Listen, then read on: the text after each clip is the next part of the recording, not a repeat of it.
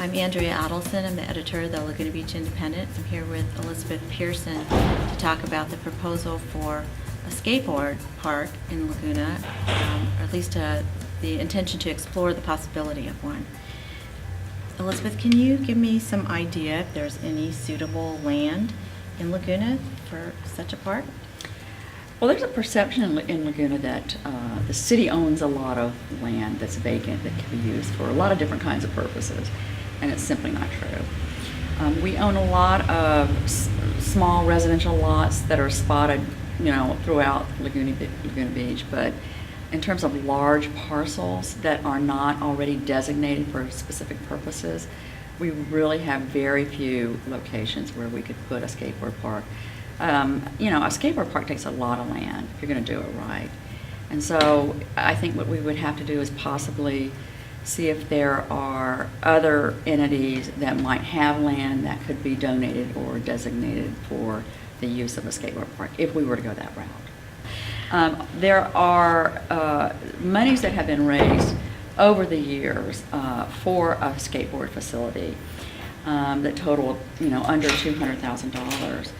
But what we've come to find out is that to build a serious skateboard park that would really be used, we're talking millions.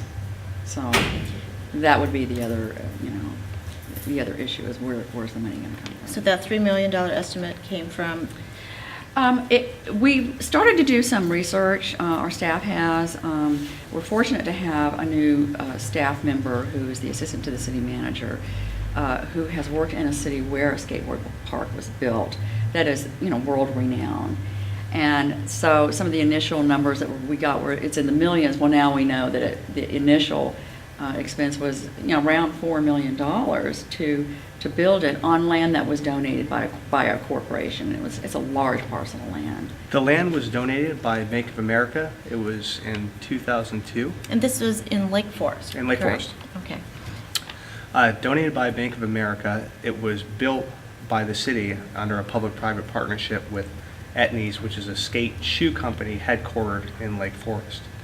It was approximately $4 million to build, and the city spends about $300,000 a year to operate. Now, when the facility was originally built, it was about 40,000 square feet, which is a relatively large skate park. Mm-hmm. When you look at some of the parks in Laguna Niguel, Mission Viejo, San Clemente, Costa Mesa. Recently, in I believe 2010, the city expanded it. It did about a 16,000 square foot expansion, and that cost about $700,000.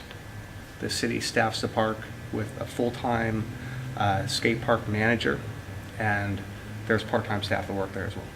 So unless someone were to come forward with that kind of money for a skateboard park, I'm afraid we just don't have that kind of money sitting around the city to do it. Is there an alternate route? I think that there is one other alternate route, and it's this. What we hear from the kids is that they don't really want a skateboard park. They want to go fast downhill on a hill. And that's currently what they're doing now on our streets, our public streets, where they're technically allowed to do so. So the alternative might possibly be an area that is owned, by an entity, another entity, whether it be the water district or the county, or some other entity that has land that is on a slope that we might be able to pave that could be suitable more for the kind of skateboarding that the kids have told us they really want to do.